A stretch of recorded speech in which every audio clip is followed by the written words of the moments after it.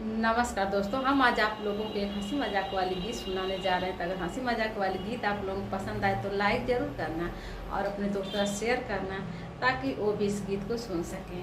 तो चलिए हम आप लोगों को हंसी मजाक वाली गीत सुनाते हैं।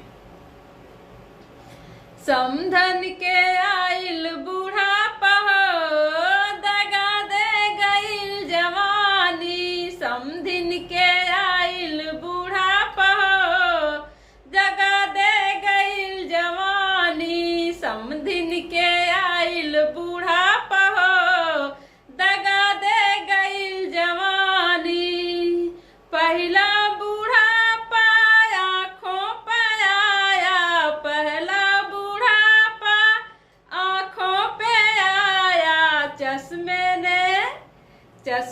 ने लाज बचाई हो दगा दे गइल जवानी, चश्मे ने लाज बचाई हो दगा दे गइल जवानी।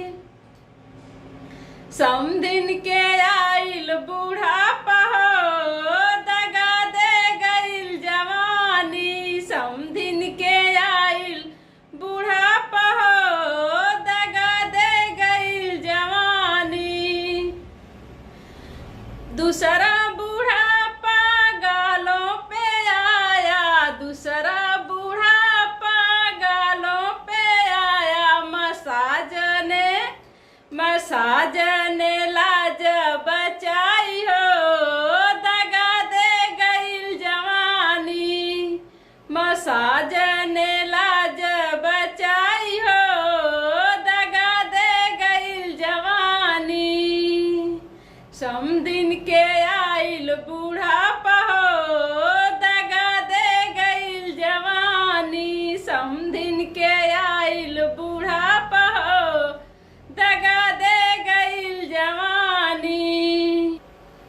तीसरा बूढ़ापा बालों पे आया, तीसरा बूढ़ापा बालों पे आया,